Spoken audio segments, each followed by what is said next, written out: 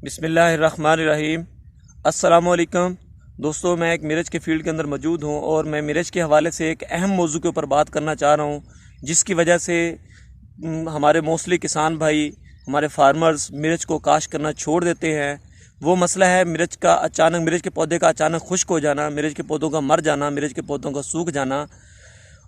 ये वो बीमारी है जिसकी वजह से फार्मर हमारे को बहुत ज़्यादा नुकसान उठाना पड़ता है। पूरे का पूरा खेत एकदम खुश्क होना शुरू हो जाता है और हमारी पैदावार ना होने के बराबर आती है।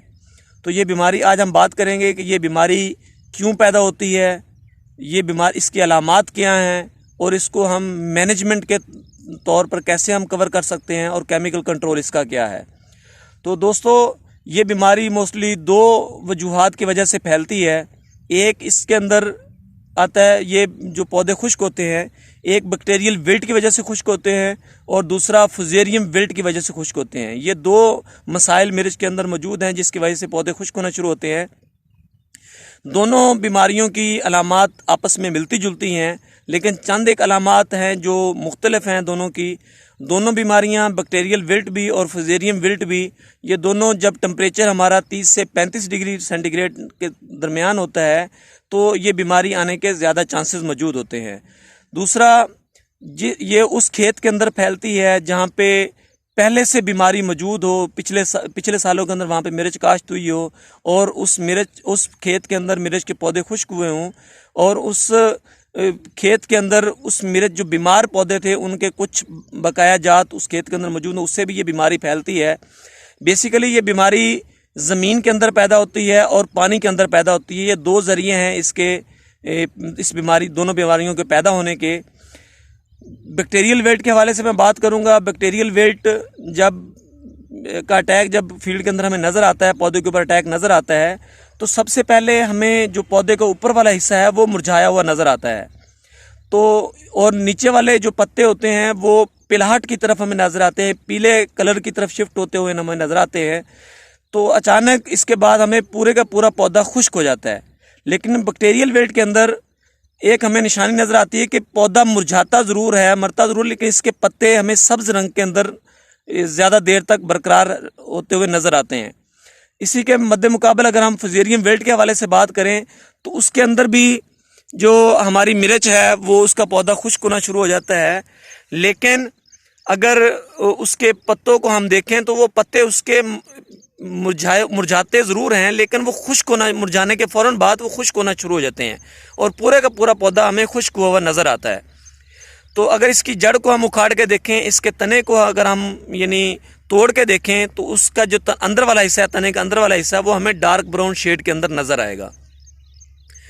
तो ये दोनों ख़तरनाक बीमारियां हैं जिसकी वजह से हमारे किसान भाइयों को बहुत ज़्यादा नुकसान उठाना पड़ता है, बहुत ज़्यादा इसका खमियाजा भुगतना पड़ता है, बहुत ज़्यादा हमें पैदावार के अंदर कमी वाक़या नज़र आती है। तो ये बीमारी पैदा क्यों होती है?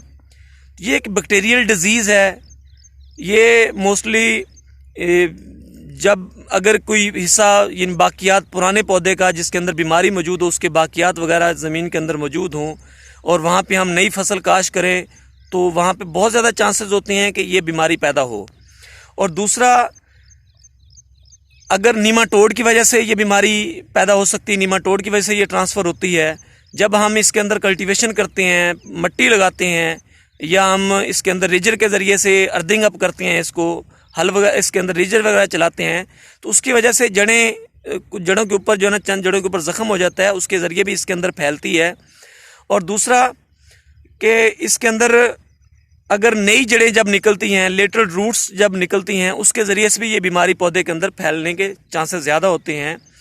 और ये मोस्टली उन ज़मीनों के अंदर ज़्यादा पाई जाती है ये बीमारी जिसके अंदर नमी का तनासब ज़्यादा हो, जहाँ पे नमी ज़्यादा देर तक बरकरार रहती हो, जो सख्त ज़मीनें हैं हमारी, तो वहाँ पे इसका मसला ज़्यादा फैलने के चांस होते हैं।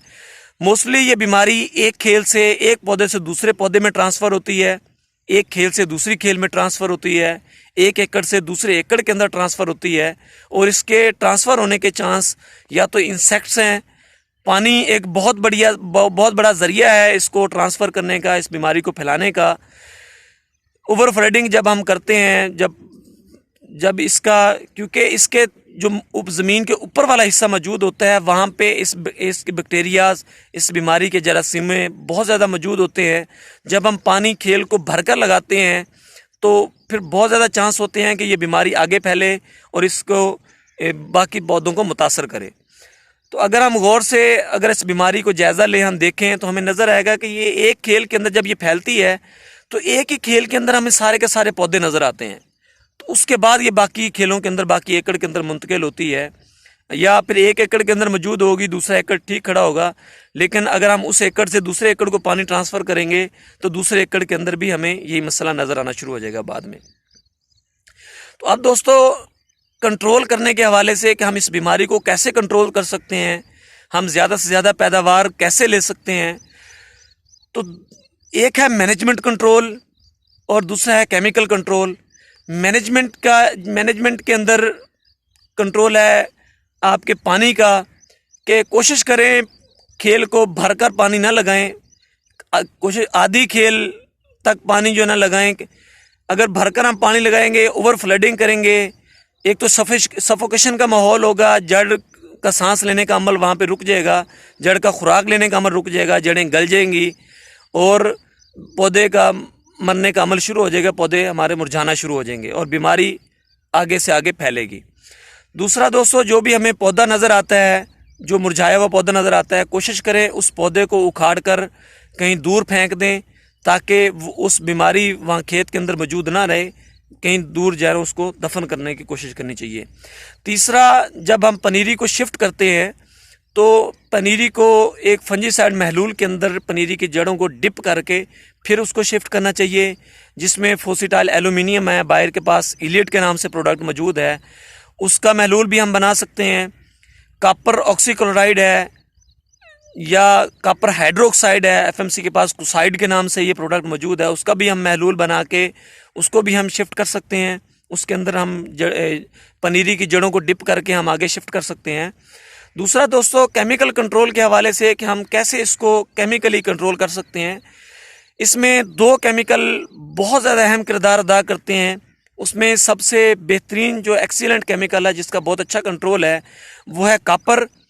कॉपर मुख्तलिफ शक्लों के अंदर मार्केट के अंदर अवेलेबल है, जिसके अंदर सर फहरिस्त कॉपर ऑक्सीक्लोराइड है, तमाम कंपनियों के पास मौजूद है कॉपर ऑक्सीक्लोराइड के नाम से प्रोडक्ट। ये 1 किलो पर एकड़ इसको फ्लड करें, ड्रिंचिंग करवा सकते हैं आप इसकी, या कुसाइड के नाम से कॉपर हाइड्रोक्साइड मार्केट के अंदर प्रोडक्ट मौजूद है, उसको आप 500 ग्राम फी एकड़ फ्लड भी करवा सकते हैं, उसकी ड्रिंचिंग भी करवा सकते हैं। तीसरा दोस्तों, इलियट के नाम से प्रोडक्ट मौजूद है, उसको भी आप फ्लड भी करवा सकते हैं और उसकी ड्रिंचिंग भी करवा सकते हैं। कॉपर के हवाले से नीला थोथा मार्केट के अंदर मौजूद है, 2 किलो पर एकड़ नीला थोथा भी आप फ्लड करवा सकते हैं, उससे भी इंशाल्लाह हमारा खेत इस बीमारी से महफूज रहेगा। बैक्टीरिया, जो बैक्टीरियल विल्ट जो बैक्टीरिया हैं वो किल हो जाएंगे, मर जाएंगे और हमारा खेत इंशाल्लाह बीमारी से महफूज रहेगा। और तीसरा दोस्तों, इसके अंदर जो स्प्रे है, स्प्रे के हवाले से अगर हम स्प्रे इसकी करवाएं तो मार्केट के अंदर स्ट्रेप्टोमाइसिन केमिकल मौजूद है। 15 ग्राम पर 20 लीटर वाली टैंकी, जो पानी की 20 लीटर वाली टैंकी मौजूद होती है, मोस्टली हमारी वही टैंकी होती है, उसके अंदर 15 ग्राम स्ट्रेप्टोमाइसिन जहर लेकर उसके अंदर डालकर उसको अगर स्प्रे करवाया जाए तो उससे भी हमारा खेत इस बीमारी से महफूज रहता है। तो लिहाजा दोस्तों, अपनी खेत को बर वक्त मुआयना करते रहें। जैसे ये फील्ड आपको नज़र आ रहा है, ये फ्रूटिंग के ऊपर आ चुका है, तो इसका बर वक्त मुआयना करते रहें, बीमारी की तशखीस करें। जब बीमारी के अलामात हमें नज़र आना शुरू हों तो उसका बर वक्त हम कंट्रोल करें। कोशिश करें हर महीने के अंदर एक महीने के अंदर एक मरतबा कॉपर या इलियट का फ्लड ज़रूर करवाएं। और पानी के हवाले से कोशिश करें कि ओवर फ्लडिंग से बचें। पानी को जिस हद तक हो सके उसको कवर करें, उसको मैनेज करें, ताकि हमारी फ़ी एकड़ पैदावार ज़्यादा से ज़्यादा हम ले सकें और हम इस बीमारी से भी महफूज रह सकें। Thank you.